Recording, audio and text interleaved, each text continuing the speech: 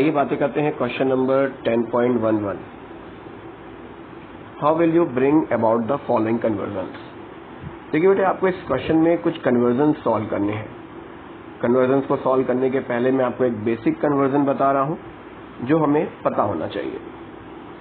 Conversion में मेरे पास एक 2 कार्बन का एल्केन है। अगर मैं इस 2 कार्बन के एल्केन पे बेटे क्लोरीन से रिएक्शन करवाता हूं in the presence of Hμ heat, तो आपको क्लोरीनेशन होता हुआ मिलेगा। इस क्लोरीनेटेड कंपाउंड में अगर हम ऐड करते हैं KOH एक्वस मीडियम में, तो आपको पता होगा बनने वाला कंपाउंड अल्कोहल होता है।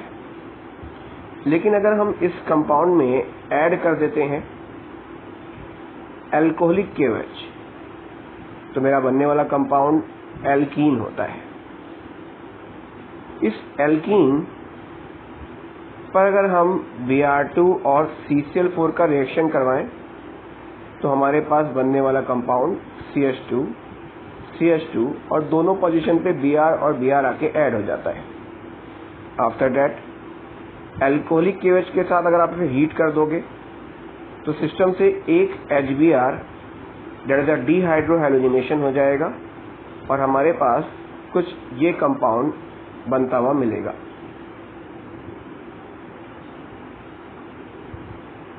This one. इसके बाद फर्दर अगर आप डीहाइड्रोहैलोजिनेशन करवाना चाहते हैं तो KOH से ज्यादा बेटर रिएजेंट हमारे पास NaNH2 होता है बेटे।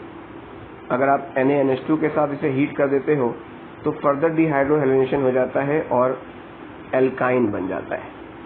तो एल्केन से आप एल्कीन तक पहुंच सकते हो और एल्कीन से एल्काइन तक भी पहुंच सकते हो।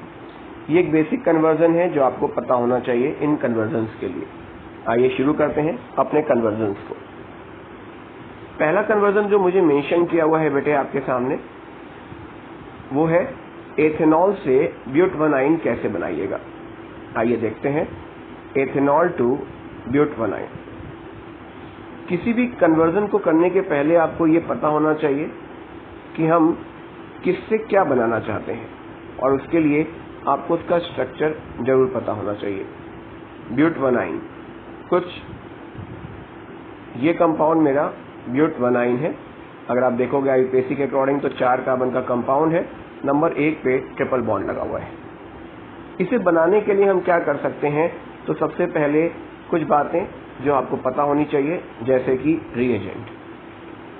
रिएजेंट के अकॉर्डिंग अगर आपके पास इथाइन है और आप इस इथाइन का रिएक्शन सोडियम से करवा दो या NaNH2 से करवा दो, तो इथाइन का जो हाइड्रोजन होता है वो एसिटिक होता है, वो रिप्लेस हो जाता है इस सोडियम से। ये कंपाउंड सोडियम एसिटिलाइड कहलाता है। तो ये मेरा एक रिएजेंट है सोडियम एसिटिलाइड, जो कि काफी इंपॉर्टेंट रिएजेंट है। तो अगर मुझे इस रिएक्शन को परफॉर्म करवाना है तो मुझे सोडियम एसिटिलाइड की नीड पड़ेगी। कैसे? सबसे पहला काम, आप अपने अल्कोहल को अल्काइल हैलाइड में कन्वर्ट कीजिए by the help of the PCl3, PCl5 या SOCl2, और इसको बना लेने के बाद आप ऐड कीजिए उस रिएजेंट को जो मैं अभी आपको बता रहा हूं, दैट इज सोडियम एसिटिलाइड। जब आप सोडियम एसिटिलाइड को ऐड करोगे तो होगा क्या, न्यूक्लियोफाइल की तरह ये अटैक करेगा, क्लोरीन बाहर हो जाएगा, बनने वाला compound CH triple bond C, देखिएगा CH triple bond C CH2CH3 बन जाएगा। कंपाउंड नंबर 2, मुझसे कहा गया कि आप प्रिपेयर करके दीजिए मुझे इथेन से ब्रोमोइथीन। देखिए बेटे, इथेन 2 कार्बन का कंपाउंड और मुझे चाहिए ब्रोमोइथीन, मतलब कि कुछ इस कंपाउंड का फॉर्मेशन। इसे बनाने के लिए सबसे पहले हम क्या करें, Cl2 और Hμ का रिएक्शन करवा दें। इससे बन जाएगा CH3 CH2 Cl। जब भी आपको कुछ ना समझ आ रहा हो, एल्केन दिया हो, तो पहले सोच लिया करिए कि अल्काइल हैलाइड बनाएंगे, उसके बाद देखते हैं क्या होगा। हमेशा कन्वर्जन के साथ अगर आप ऐसा सोचते हो तो आपके लिए बातें आसान हो जाएंगी। तो हमने अल्काइल हैलाइड बना लिया। अब इस अल्काइल हैलाइड पर अगर मैं अल्कोहलिक KOH ऐड करता हूं और हीट कर देता हूं तो एल्कीन बन जाएगा। आप वही पाथ फॉलो करने जा रहे हैं जो मैंने बेसिक पाथ आपको बताया था बेटे। अब इस पे फर्दर Br2 ऐड कीजिए CCl4 के साथ। उससे क्या होगा, दोनों पोजीशन पर Br लग जाएगा। आपको एक पोजीशन का Br हटाना है, एक का वैसे ही रहने देना है। एल्कोहलिक QH ऐड कीजिए और हीट कर दीजिए। एक H और एक Br सिस्टम से रिमूव हो जाएगा, बन जाएगा CH2 double bond CH Br। Next one, next reaction में आपको बेटे प्रोपीन दिया गया है और मैं कह रहा हूं कि प्रोपीन से मुझे बना के दीजिए 1 नाइट्रोप्रोपेन को। बनाएंगे कैसे? बनाने के लिए सबसे पहले प्रोपीन ले लीजिए CH3CH डबल बॉन्ड CH2। पहुंचना है आपको प्रोपेन तक और उस प्रोपेन के पहले पोजीशन पर लगा हुआ है हमारा NO2 ग्रुप। रिएजेंट आपको समझ में आना चाहिए बेटे कि अगर आप एल्काइल हैलाइड के ऊपर AgNO2 का रिएक्शन करवाते हो तो जिस कार्बन पे क्लोरीन लगा होता है उस कार्बन पे NO2 लग जाता है। यानी कहने का मतलब ये है कि अगर आपके पास एल्काइल हैलाइड है और आप उसे नाइट्रो ग्रुप में चेंज करना चाहते हो तो AgNO2 का एडिशन करते हैं। तो मेरे पास सबसे पहला काम क्या है, एल्काइल हैलाइड तक पहुंचना। लेकिन इस पर अगर मैं एल्काइल हैलाइड पहुंचाना चाहता हूं तो मेरे पास एक ही तरीका है, हाइड्रोहेलोजिनेशन। और उस हाइड्रोहेलोजिनेशन में रिएक्शन मार्कोनिकॉफ फॉलो करेगा और मार्कोनिकॉफ के अकॉर्डिंग हेलोजन इस वाले कार्बन पे जाके लग जाएगा। लेकिन मुझे इस कार्बन पे हेलोजन नहीं चाहिए, मुझे CH2 पे चाहिए क्योंकि उसी पोजीशन पे NO2 लगा है। इसका मतलब मुझे ये बात समझ में आनी चाहिए कि मुझे मार्कोनिकॉफ नहीं एंटी मार्कोनिकॉफ फॉलो करना है और वो तभी पॉसिबल है जब आप HBr करेक्शन परऑक्साइड के साथ कराते हैं। रिएक्शन एंटी मार्कोनिकॉफ फॉलो करेगा और Br को एंटी मार्कोनिकॉफ पोजीशन पे लगा के देगा। नाउ AgNO2 ऐड कीजिए, आपको अपना कंपाउंड बनता हुआ मिल जाएगा। नाउ अगले केस में टॉलिन से बेंजाइल अल्कोहल बनाना है। मैं आपको यहाँ कुछ और कन्वर्जन भी समझाऊंगा, आइए समझते हैं। देखो बेटे, मेरे पास टॉलिन है और मुझे बेंजाइल अल्कोहल तक पहुंचना है। बेंजाइल अल्कोहल का मतलब हो गया बेंजीन पे लगे CH2 के साथ OH जुड़ा हुआ है। कैसे पहुंचे इस पर? तो नॉर्मल बात है कि अगर आपके पास एल्काइल हैलाइड होता है और KH डालते हो तो पॉसिबल है। हमने Cl2H लिख दिया। आप जानते हो कि जब आप हैलोजिनेशन परफॉर्म करवाओगे तो बेंजीन के बेंजाइल पोजीशन पे क्लोरीन लग जाएगा। अब 1 लगेगा, 2 लगेगा या 3 लगेगा, वो आपको डिपेंड करना है कि आपको कहाँ जाना है। अगर मुझे 1 चाहिए तो मैं अपने रिएक्शन में 1 लिख दूंगा, मुझे 2 चाहिए मैं 2 लिख दूंगा, और अगर मुझे 3 चाहिए तो मैं 3 लिख दूंगा। यहाँ पर डिपेंडेंस हमारी है कि आप कितने क्लोरीन लगाना चाहते हो। देखिए, अगर आप इस पे एक्वस KOH डाल दोगे बेटे तो Cl हट के OH बन जाएगा। जो प्रोडक्ट आपको चाहिए ना वो ये बनता हुआ मिलेगा बेंजाइल अल्कोहल का। इस वाले केस में अगर मैं एक्वस KOH ऐड कर दूं तो दोनों Cl हट जाएंगे और दोनों Cl हट के क्या हो जाएगा, दोनों कार्बन पर ना OH लग जाएगा। याद रखिएगा, 2 कार्बन पे OH स्टेबल नहीं होता, सिस्टम से तुरंत एक वाटर मॉलिक्यूल रिमूव हो जाता है। यहाँ से जो कंपाउंड बन के आएगा वो कुछ ये बच जाएगा, ये वाला H, और एक वाटर निकल जाने के बाद क्या बचेगा, एक ऑक्सीजन बच जाएगा, तो बेंजल डिहाइड बन जाएगा। अगर आप इसके ऊपर एक्वस KOH ऐड कर दोगे ना बेटे तो तीनों पोजीशन पे क्या होगा, तीनों पोजीशन पे OH लग जाएगा, 1, 2 और 3, और यहाँ से भी तुरंत एक वाटर निकल जाएगा और फॉर्मेशन हो जाएगा हमारे जिस कंपाउंड का, वो है बेंजोइक एसिड। नेक्स्ट, प्रोपीन से प्रोपाइन बनाने की बात हो रही है, प्रोपीन टू प्रोपाइन। आइए इसे देखते हैं कैसे बनाएंगे। Propene CH3CH double bond CH2। आप देखो, डबल बॉन्ड को कहाँ लेके जाना है, ट्रिपल बॉन्ड में। नीचे हम लोगों ने इसी कन्वर्जन पे बातें की थी आपसे। आप Br2 और CCl4 ऐड कर दीजिए जिससे कि दोनों पोजीशन पे Br लग जाए। जो नीचे जो कन्वर्जन किया हुआ है, अगर आपके कन्वर्जन वीक है तो उस पर बहुत बार प्रैक्टिस करिए, ऑटोमेटिकली आपके कन्वर्जन स्ट्रांग होने लगते हैं।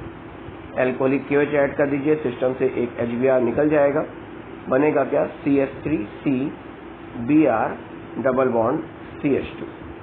अब मैंने बताया कि एल्कोहलिक KOH ना लेके इससे बेटर रिएजेंट हम क्या ले सकते हैं, NaNH2 और उसके साथ हीट कीजिए, एक और HBr निकल जाएगा and we get the following compound. Now 6th one, ethanol से CH3CH2OH से CH3CH2F. देखिए बेटे ये फ्लोरीन लगा हुआ है. फ्लोरीन बहुत ज्यादा रिएक्शंस में नहीं लगा होता.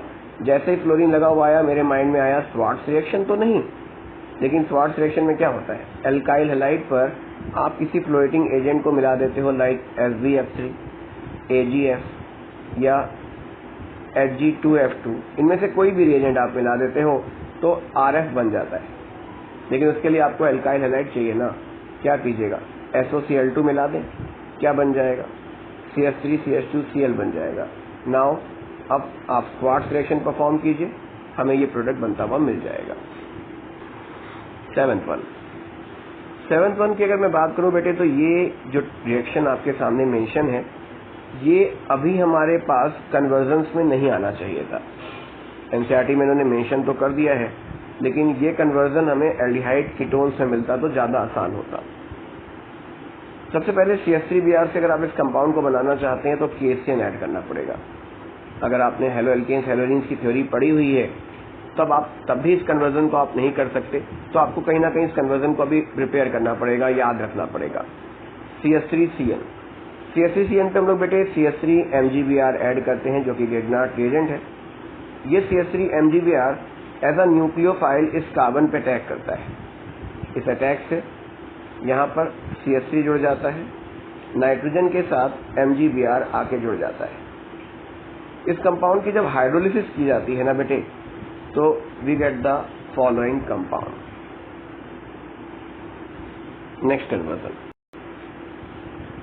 चलिए कन्वर्जन नंबर 8 पे बात करते हैं. आपके कन्वर्जन नंबर 8 में मेंशन किया हुआ है ब्यूट-1-इन से ब्यूट-2-इन का प्रिपरेशन. आप कैसे ब्यूट-1-इन से ब्यूट-2-इन बनाओगे, तो पहले आइए इनका स्ट्रक्चर बना लें. ब्यूट-1-इन एल्कीन जिसमें डबल बॉन्ड पहले पोजीशन पे लगा हुआ, हमें बनाना है डबल बॉन्ड को सेकंड पोजीशन पे लाके. इसे बनाने के लिए सबसे पहले हम क्या करते हैं, हम इसमें HBr का एडिशन कर देते हैं. जब आप HBr को जोड़ देते हो बेटे तो रिएक्शन मार्कोनिकॉफ फॉलो करता हुआ जाता है और Br इस पोजीशन पे जाके लग जाता है. इसके बाद जब आप इसमें अल्कोहलिक QH ऐड करते हो तो अकॉर्डिंग टू द सेटजैफ रूल हमारा वो एल्कीन बनता है जिसमें ज्यादा ब्रांचेस होती हैं, जिसका मतलब है कि दो प्रोडक्ट बनेंगे इस रिएक्शन से, CH3CH2CH double bond CH2. Beta elimination हुआ और आपको मालूम है कि इस बीटा एलिमिनेशन में मेरे इस कार्बन जो कि अल्फा है ये भी बीटा है और ये भी बीटा है, तो दो पॉसिबल प्रोडक्ट बनेंगे. लेकिन अकॉर्डिंग टू सेटजैफ रूल हमारा ये मेजर प्रोडक्ट होगा, तो हम इसी प्रोडक्ट को शो करेंगे, ये प्रोडक्ट आप नहीं शो करोगे. Next conversion one chlorobutane. देखिए बेटे आपके पास 1-क्लोरोब्यूटेन है और आप चाहते हो कि मैं इससे बना लूं नॉर्मल ऑक्टेन. नॉर्मल ऑक्टेन कहने का मतलब 8 कार्बन जो कि स्ट्रेट चेन में लगे हुए हैं. इसे बनाएंगे कैसे, तो नॉर्मल सी बात है कि 4 कार्बन को 8 कार्बन में कन्वर्ट करना है. देखने के बाद आप रीजनिंग कर सकते हो डबलिंग हो गई है और ये डबलिंग हमारे वुड्स रिएक्शन के थ्रू परफॉर्म हो सकती है. तो क्या करिएगा, सोडियम और ड्राई ईथर के साथ रिएक्शन करवा दीजिए. जो 4 कार्बन का कंपाउंड आपके पास था CH3CH2CH2CH2, 4 कार्बन और आगे जुड़ जाएंगे और ये प्रोडक्ट बन जाएगा. कभी कभी कुछ बच्चे इसे गलत तरीके से लिखते हैं, वो इसे लिखते हैं C8H18. देखिए बेटे C8H18 कोई नॉर्मल ब्यूटेन नहीं है, इसके बहुत सारे आइसोमर्स बन सकते हैं. तो जो आप बना रहे हो ये नहीं है. हाँ अगर आप शॉर्ट में लिखना चाहते हो तो this is a way to represent, लेकिन अगर आप C8H18 लिख देते हो तो वो रॉन्ग होता है. Now conversion number 10. हमें बेंजीन से बेटे फॉर्म करना है बाइफेनाइल. बाइफेनाइल का मतलब 2 बेंजीन रिंग आपस में जुड़ी होंगी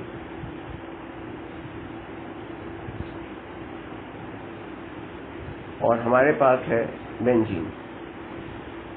अगर याद हो तो ये रिएक्शन जो हमारे पास है बेटे, ये है फिटिंग रिएक्शन। फिटिंग रिएक्शन से हम लोग डबलिंग कर सकते हैं।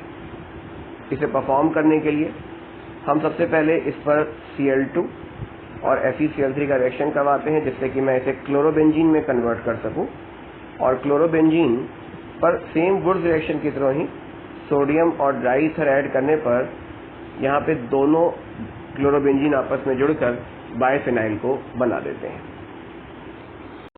आइए मूव करते हैं क्वेश्चन नंबर 10.12 और आपको यहाँ पे 3 प्रॉब्लम्स एक्सप्लेन करने हैं।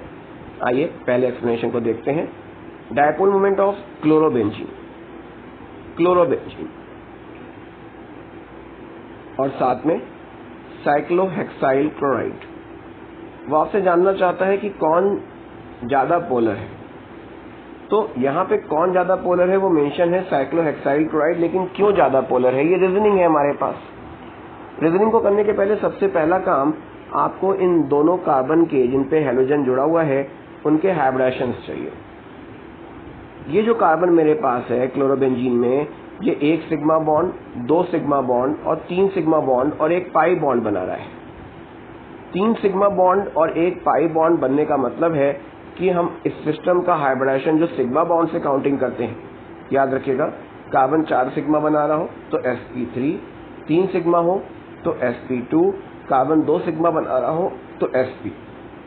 तो मेरा यहाँ कार्बन 3 सिग्मा बॉन्ड बना रहा है, इसका मतलब मैं इस कार्बन को sp2 हाइब्रिडाइज का नाम दूंगा।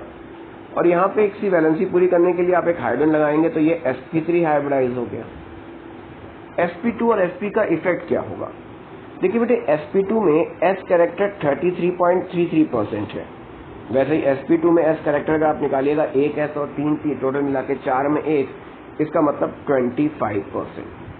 बेसिक कॉन्सेप्ट कहता क्या है कि जब s कैरेक्टर किसी एटम का बढ़ता है ना, तो उसकी इलेक्ट्रोनिगेटिविटी बढ़ जाती है। कार्बन नॉर्मली जिस इलेक्ट्रोनिगेटिविटी को शो करता है वो 2.5 होती है, लेकिन जब कार्बन ज्यादा इलेक्ट्रोनिगेटिविटी परफॉर्म करने की बात करता है, यानी कि ज्यादा s कैरेक्टर शो करता है, तो उसकी इलेक्ट्रोनिगेटिविटी लगभग 0.2 बढ़ जाती है। और अगर sp कैरेक्टर की बात करोगे तो 2.7 से भी ज्यादा इलेक्ट्रोनिगेटिव कार्बन हो जाएगा। यहाँ पे क्लोरीन की इलेक्ट्रोनिगेटिविटी 3 है, जरा बातों को समझिए। sp2 और क्लोरीन इलेक्ट्रोनिगेटिविटी 3, कार्बन की इलेक्ट्रोनिगेटिविटी यहाँ पर 2.7, डिफरेंस है 0.3 का। यहाँ पे कार्बन और क्लोरीन की अगर आप इलेक्ट्रोनिगेटिविटी पे बात करोगे तो कार्बन यहाँ पे sp3 है 2.5 और ये 3। यहाँ पर इलेक्ट्रोनिगेटिविटी का डिफरेंस लार्ज है। लार्ज होने का मतलब है जितना ज्यादा डिफरेंस उतना ज्यादा पोलर बॉन्ड। तो एल्काइल हैलाइड्स पोलर होते हैं लेकिन इमिसिबल होते हैं वाटर में। एक कॉन्सेप्ट कहता है लाइक डिसॉल्व लाइक, मतलब जो जैसा है उसी में सॉल्युबल होता है। पोलर स्पीसीज पोलर में डिसॉल्व हो जाती हैं, नॉन पोलर में डिसॉल्व हो जाती हैं। इसी पर उसने रीजनिंग क्वेश्चन आपके सामने बनाया है कि एल्काइल हैलाइड है तो पोलर, और अगर पोलर है तो वो सॉल्युबल क्यों नहीं हो जाता पानी में? तो देखिए बेटे, एल्काइल हैलाइड को वाटर में सॉल्युबिलिटी नहीं मिल पाती, उसे समझने के अकॉर्डिंग वर्क कीजिएगा। ए और बी दो अलग अलग हमारे पास कंपोनेंट्स हैं और वो एक नया कंपोनेंट ए बी बनाते हैं। अगर ए और बी का जो इंटरेक्शन फोर्स है वो ज्यादा स्ट्रांग हो किससे? ए बी इंटरेक्शन से, तो वो इंटरेक्शन जो ए और बी का है वो आराम से ब्रेक नहीं होगा। दैट मीन्स जो हमारा एल्काइल हैलाइड होता है, उस एल्काइल हैलाइड का जो इंटरेक्शन है और जो वाटर के बीच का इंटरेक्शन फोर्स है, it is stronger than alkyl halide water interaction. जिसका मतलब है कि ये इंटरेक्शन इतना स्ट्रांग नहीं है कि वो इन इंटरेक्शन बॉन्ड्स को क्या कर सके, ब्रेक कर सके। And because of this alkyl halide water में सॉल्युबल नहीं हो पाता। Third one, Grignard reagent should be prepared under anhydrous condition. देखो बेटे, जो ग्रिग्नार्ड रिएजेंट हमें बताया जाता है ना, वो केमिकली बहुत ज्यादा रिएक्टिव होता है। केमिकली बहुत ज्यादा रिएक्टिव, इतना ज्यादा रिएक्टिव कि अगर ये वाटर के कांटेक्ट में आता है तो उसके साथ तुरंत केमिकल रिएक्शन करके एल्कीन बना लेता है। इसीलिए जब भी आप ग्रिग्नार्ड रिएजेंट का प्रिपरेशन करते हो, जैसे मुझे ग्रिग्नार्ड रिएजेंट का प्रिपरेशन करना है, तो हम रिएक्शन में ड्राई ईथर की प्रेजेंस लेते हैं। वहां पे किसी भी टाइप का कोई मॉइस्चर अगर होगा तो वो एल्कीन बना लेगा तुरंत ही। चलिए आइए क्वेश्चन नंबर 13। आपको फ्रियॉन 12, डीडीटी, कार्बन टेट्राक्लोराइड और आइडोफॉर्म के यूजेस बताने हैं। आपके नोट्स में कुछ मैंने मेंशन किए हुए हैं यूजेस, आप देख सकते हो। फ्रियॉन 12 जिसे हम लोग क्लोरोफ्लोरोकार्बन भी कहते हैं, फॉर्मूला CF2Cl2। नॉर्मली ये यूज होता है रेफ्रिजरेटर्स में, एयर कंडीशनर्स में। इसके अलावा इसे हम लोग प्रोपेलेंट स्प्रे में यूज भी करते हैं। क्या मतलब होता है इसका? अगर आपने कोई डीओ यूज किया हो कभी स्प्रे वाला, तो जब आप स्प्रे करने के लिए उस डीओ को निकालना चाहते हो तो वो डीओ तो लिक्विड होता है, लेकिन उसको निकलने के लिए कोई एयर प्रेशर अंदर चाहिए होता है। वो एयर जो बाहर आती है, that air is a chlorofluorocarbon. इसके अलावा अगर आपको पता हो तो CFC एक ओजोन लेयर के लिए काफी बड़ी प्रॉब्लम है, और इसके लिए यूनाइटेड स्टेट्स ने इसको 1994 में पूरी तरह से बैन कर दिया था।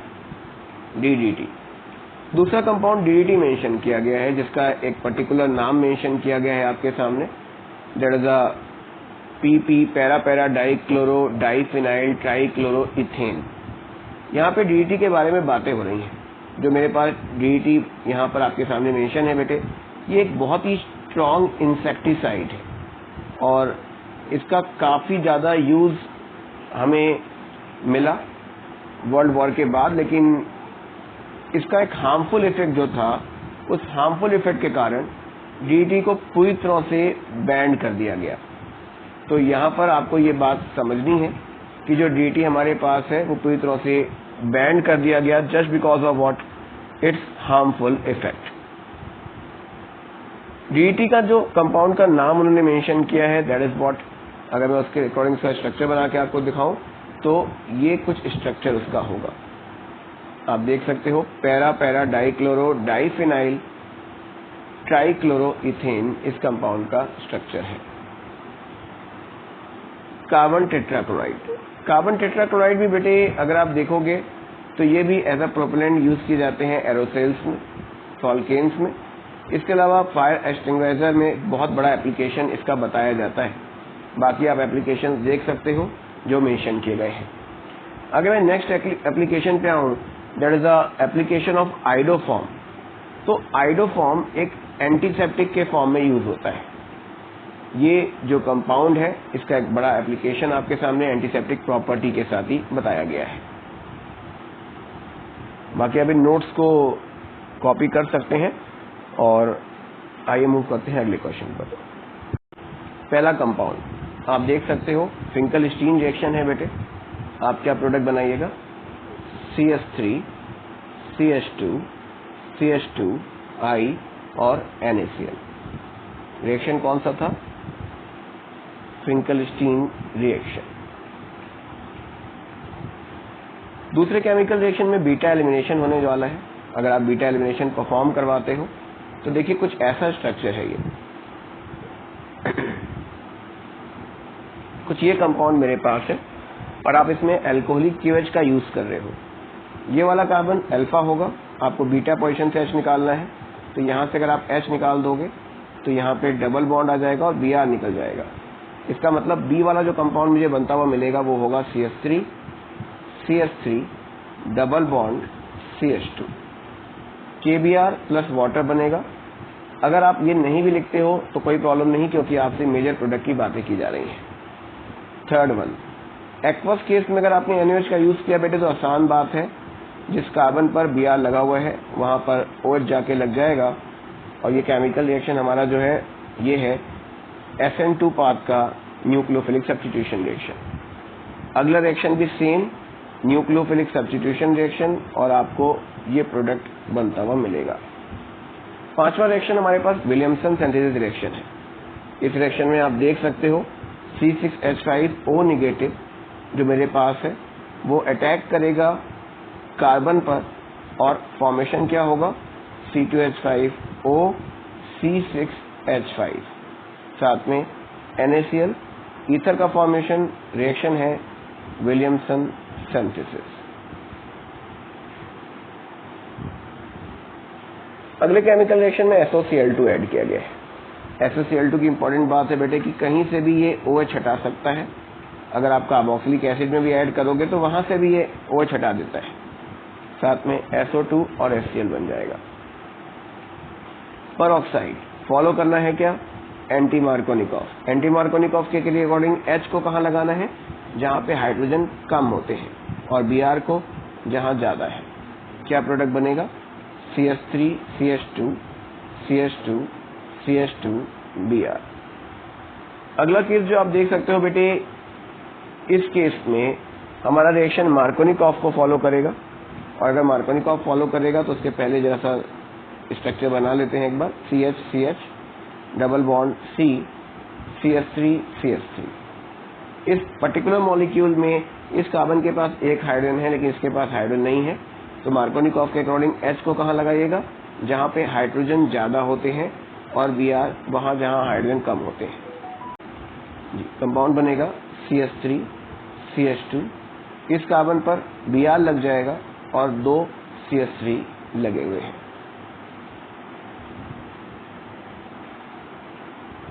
क्वेश्चन नंबर 15, आपको इस रिएक्शन का मैकेनिज्म लिखना है बेटे। एन ब्यूटाइल ब्रोमाइड KCN से रिएक्शन कर रहा है, तो सबसे पहली बात रिएक्शन SN2 पाथ को फॉलो करता है। तो रिएक्शन को कैसे फॉर्म करिएगा आइए देखिएगा। हमारे पास KCN का एक रिएजेंट है जिसमें CN निगेटिव हमारा एक एम्बिडेंट न्यूक्लियोफाइल है। इस एम्बिडेंट न्यूक्लियोफाइल को अगर आप ध्यान से देखोगे तो निगेटिव चार्ज बेटे कार्बन के ऊपर मौजूद है, और नायरॉन के पास लोन पेयर है। क्योंकि कार्बन पे निगेटिव चार्ज है, वो ज्यादा स्ट्रॉन्गर न्यूक्लियोफाइल की तरह एक्ट करता हुआ दिखेगा। अब इधर दूसरी तरफ हमारे पास एन ब्यूटाइल ब्रोमाइड है, आइए उसे बना लें एक बार। CH3 CH2 CH2। इस कार्बन के पास एक H और लगा हुआ है Br। ये CN as a nucleophile attack करेगा इस कार्बन पर। इससे आप एक ट्रांजिशन स्टेज दिखा सकते हो। ट्रांजिशन स्टेज जिसमें Br का बॉन्ड वीक होता हुआ दिखाना होगा आपको, साथ में 2 हाइड्रोजन लगे हुए हैं। एक आपके सामने कार्बन की चेन है CH2 CH2 CH3 की, और एक तरफ CN आके जुड़ा हुआ है। ये एक ट्रांजिशन स्टेज होती है बेटे, जिसका कोई रियल स्टेप नहीं होता, कोई रियल स्टेज नहीं माना जाता। ये सिर्फ एक हाइपोथेटिकल पिक्चर बनाई गई। फाइनली यहां से हट जाएगा Br और उसकी जगह पर CN लगा हुआ आपको दिखेगा, and this is a SN2 path reaction. बनेगा क्या? N butyl cyanide.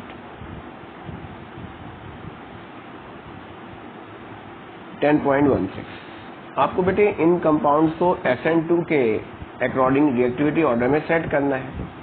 जब भी SN2 की बात आ जाए तो सबसे पहली बात तो ये पता होनी चाहिए ना कि SN2 स्टेरिक हिंड्रेंस पर बेस्ड होता है, और अगर स्टेरिक हिंड्रेंस की बात करें तो सबसे बेटर हमारा मिथाइल वाला होता है, उसके बाद 1 डिग्री, फिर 2 डिग्री और फिर 3 डिग्री।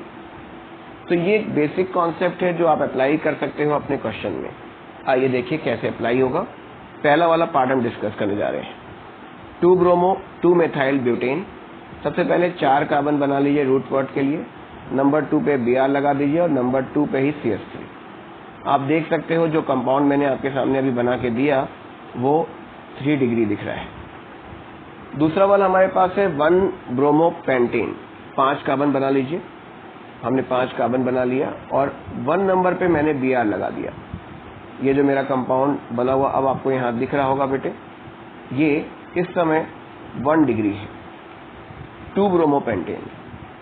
अब वापस पेंटेन बनाया हमने और इस पेंटेन में सेकंड नंबर पे मैंने Br लगा दिया है, यानी ये है 2 डिग्री। तो नॉर्मल बात करें A, B और C, इन तीनों में सबसे ज्यादा रिएक्टिव हमारा 1 डिग्री वाला होगा, फिर 2 डिग्री वाला होगा और लीस्ट 3 डिग्री वाला आपको देखने को मिलेगा। आइए सेकंड वाला पार्ट सॉल्व करते हैं। 1 bromo 3 methyl butane, again 4 carbon. Number 1 पे Br लगा दीजिए और नंबर 3 पे CH3। ये जो कंपाउंड मैंने आपके सामने बनाया बेटे, ये है 1 डिग्री। दूसरा दिया हुआ है 2 ब्रोमो 2 मिथाइल ब्यूटेन। अब हमने 2 नंबर पे मिथाइल ग्रुप जोड़ दिया है और 2 नंबर पे ही हमें Br को भी अटैच करना है। सिंपल बात है, 3 डिग्री है, हाइड्रोजन अब आप लगा सकते हैं। 3 ब्रोमो 2 मिथाइल ब्यूटेन, 4 कार्बन का कंपाउंड हो गया और हमसे कह रहा है कि बनाइए 2 ब्रोमो 3 मिथाइल ब्यूटेन। सॉरी, यहाँ टाइपिंग मिस्टेक है, ये 2 ब्रोमो 3 मिथाइल ब्यूटेन है। तो 2 ब्रोमो 3 मिथाइल ब्यूटेन का मतलब Br यहाँ लगा दीजिए और CH3 यहाँ लगा दीजिए। ये कितना है? ये 2 डिग्री है। फिर से वही बात आ गई 1 डिग्री, 2 डिग्री और 3 डिग्री की। अगर मैंने ABC बोल दूं तो आप इनका ऑर्डर सेट कर सकते हैं। सबसे ज्यादा रिएक्टिव A होगा, उसके बाद C और लीस्ट रिएक्टिव आपको B देखने को मिलेगा।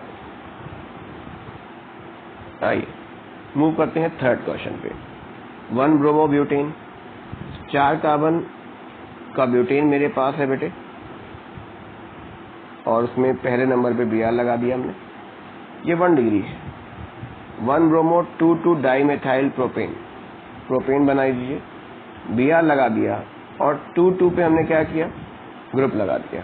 ये भी देखिए 1 डिग्री ही है। 1 ब्रोमो 2 मिथाइल ब्यूटेन, हमने फिर से ब्यूटेन बनाया। नंबर 2 पे हमने मिथाइल लगा दिया और Br को 1 पे लगाया। अभी भी ये 1 डिग्री ही है। 1 ब्रोमो 3 मिथाइल ब्यूटेन, 4 कार्बन आपने फिर से लिए, Br लगा दिया और इस बारी आपने मिथाइल को तीसरे नंबर पे लगा दिया। अगर आप इन चारों कंपाउंड को देखोगे बेटे तो उसने इस बारी चारों 1 डिग्री ही लिए हैं, लेकिन उनके जो कार्बन की चेन है उसका अरेंजमेंट ब्रांच में अलग अलग तरीके से रिप्रेजेंट किया जा रहा है। वो आपसे जानना चाहता है कि अगर इस ऐसी कंडीशन हो तो आप स्टेरिक हिंड्रेंस को कैसे समझोगे। तो सबसे पहली बात, पहले वाले में आप देख सकते हो कोई हिंड्रेंस नहीं दिख रहा। दूसरे वाले मॉलिक्यूल में अगर मैं आपसे बात करूं तो दूसरे वाले मॉलिक्यूल में हमारे नेक्स्ट जो CH2 है उससे एक बड़ा हिंड्रेंस दिख रहा है। इस CH2 से भी एक हिंड्रेंस दिख रहा है। इस CH2 से इस कार्बन पे नहीं दिख रहा, अगले कार्बन पे दिख रहा है। यानी आपको ये समझना पड़ेगा, देखना पड़ेगा कि मेरे जो तीनों CH2 हैं वो तो एक जैसे हैं, लेकिन इस CH2 से हिंड्रेंस है, इस CH2 के पास हिंड्रेंस दूर है और इस CH2 के पास ज्यादा हिंड्रेंस है। तो सबसे ज्यादा हिंड्रेंस सेकंड वाले पर दिख रहा है, तो सेकंड वाले की रिएक्टिविटी लीस्ट हो जानी चाहिए।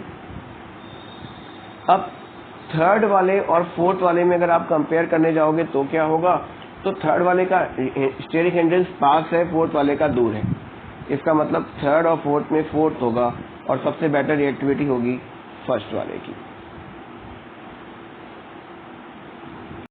क्वेश्चन नंबर 10.17 आपके सामने बेटे एक कंपाउंड तो उसने बेंजाइल कार्बोकेटाइन बना, बेंजाइल क्लोराइड दिया हुआ है, और दूसरा कंपाउंड जो मेरे पास है इसमें अगर हम बात करें तो 2 बेंजीन रिंग जुड़ी हुई है।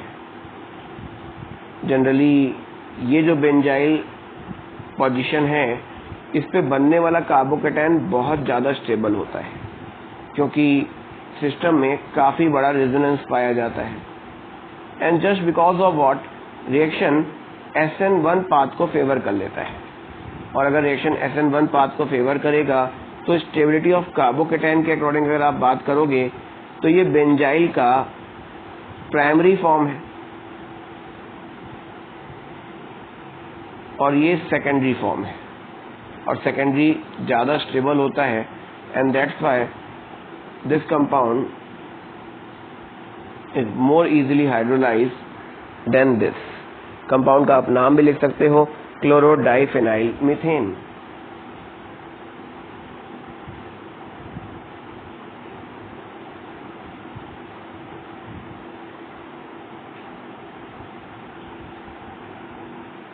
लेकिन बेटे वो आपके सामने क्वेश्चन में रख रहा है कि पैरा डाइक्लोरोबेंजीन। पैरा डाइक्लोरोबेंजीन का मतलब क्या होगा? पैरा डाइक्लोरोबेंजीन का मतलब है कि दो क्लोरीन एक दूसरे के पैरा पोजीशन पे लगे हुए हैं। इसका हायर मेल्टिंग पॉइंट होता है compare to ortho and meta. Generally जब भी आप मेल्टिंग पॉइंट की बात करते हो तो डिपेंड करता है क्रिस्टलाइन स्ट्रक्चर। क्रिस्टलाइन स्ट्रक्चर कितना बेटर है, और क्रिस्टलाइन स्ट्रक्चर कितना बेटर है वो डिपेंड करता है उस सिस्टम की पैकिंग के ऊपर कि कितनी अच्छी पैकिंग है। पैकिंग जितनी अच्छी होगी मेल्टिंग पॉइंट उतना ज़्यादा होगा, और पैकिंग डिपेंड करती है मॉलिक्यूल की सिमेट्री पर, क्योंकि जो हमारा पैरा डाइक्लोरोबेंजीन है वो काफ़ी ज़्यादा सिमेट्रिकल है बिकॉज ऑफ इसका मेल्टिंग पॉइंट सबसे ज़्यादा मिलता है। अब बात उठती है, दूसरा टर्म आता है लोअर सॉल्बिलिटी।